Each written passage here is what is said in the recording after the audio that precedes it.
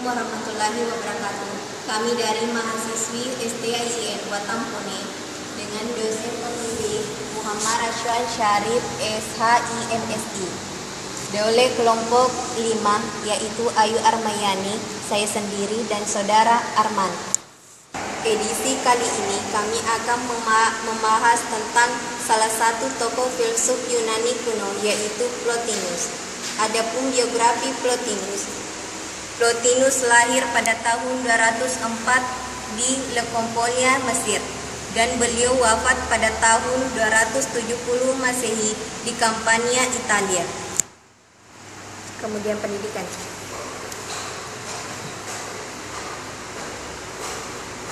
Pada tahun 232 Masehi, beliau pergi ke Alexandria untuk belajar filsafat pada seorang guru yang bernama Ammonius Sancus selama 11 tahun. Selain beliau menguasai filsafat, beliau juga menguasai ilmu ukur, mekanik, optik, mekanik, dan seni. Pemikiran beliau terbagi atas 3, yaitu esa adalah realitas yang tidak mungkin dipahami melalui metode sains, indera, dan logika. Yang kedua, intelektual. Intelektual dengan esa itu sangat berkaitan dan tidak terpisahkan, bagaikan cahaya dan matahari. Yang ketiga, jiwa, suatu kekuatan ilahiyah dan merupakan sumber kekekalan. Alam semesta berada dalam satu jiwa, dunia. Jiwa tidak dapat dibagi secara kuantitatif karena jiwa adalah suatu yang satu. Adapun aliran dan karya Plotinus yaitu aliran Neoplatonisme dan karya yang disusun oleh muridnya yang bernama Porphyry mengumpulkan tulisan yang berjumlah 50 karangan dikelompokkan menjadi 6 set, yang setiap set berisi 9 karangan. Masing-masing set disebut Aeneid atau 9 dari bahasa Yunani. Aeneid pertama yang berisi tentang masalah etika, kebajikan, kebahagiaan, bentuk-bentuk kebaikan, kejahatan, dan masalah pencabutan dari kehidupan.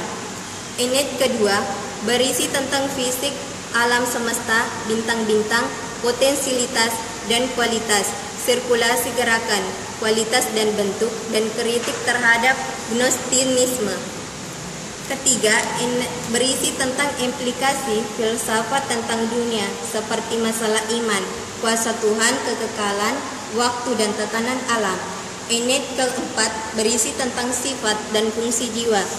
Aeneid kelima berisi tentang roh ketuhanan atau alam ideal. Aeneid keenam berisi tentang free will, ada yang menjadi realitas. Metode yang digunakan oleh beliau adalah metode mistik atau kompletatif mistik. Disebut kompletatif mistik karena metode Plotinus ini merupakan kontemplasi atau perenungan yang mendalam dan intens. Dengan kontemplasi, jiwa manusia akan bersihkan dan setelah tercapai kesatuan mistik dengan Tuhan. Pengalaman tersebut diungkapkan dan dijelaskan. Pada akhirnya filsafat Plotinus merupakan jalan pembebasan dari keterikatan manusia dengan materi yang merupakan lawan dari kebebasan menuju kesatuan mistik dengan Tuhan.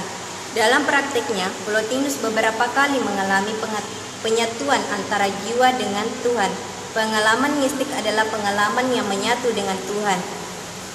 Selanjutnya, teori-teori Plotinus yaitu teori emanasi atau penciptaan.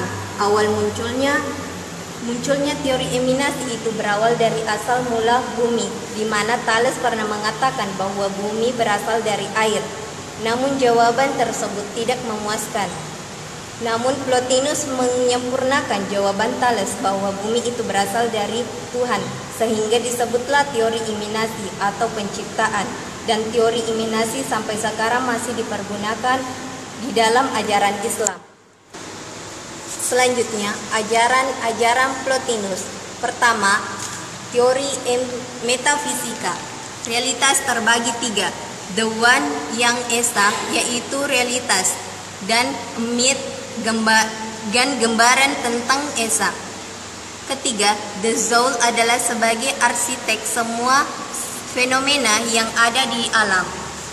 Kedua, ajaran jiwa.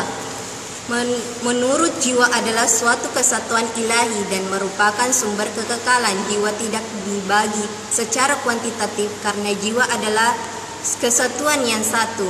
Ketiga, ajaran tentang etika dan estetika. Pada dasarnya manusia memiliki kebebasan, akan tetapi kebebasan tidak dapat diartikan secara lahirnya. Kebebasan yang dimaksud di sini adalah manusia bebas memilih kepada kebaikan atau keburukan. Keempat, ajaran tentang ilmu.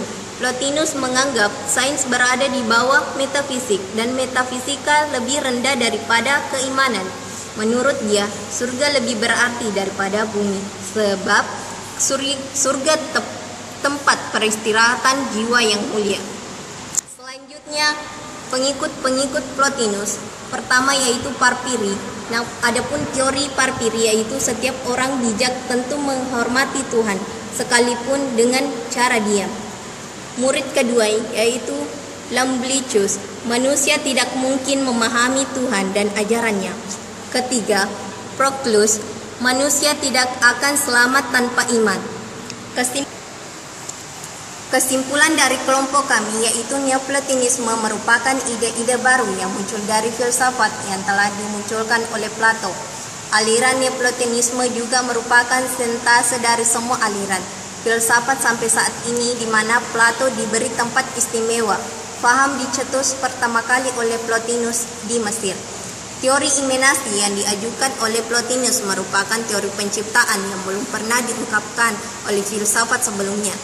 Paham Neoplatonisme mencangkup dua gerakan yaitu gerakan bawah yang menangkap pengetahuan hamba dengan Tuhan. Demikianlah penjelasan dari kelompok kami. Semoga bermanfaat. Wassalamualaikum warahmatullahi wabarakatuh.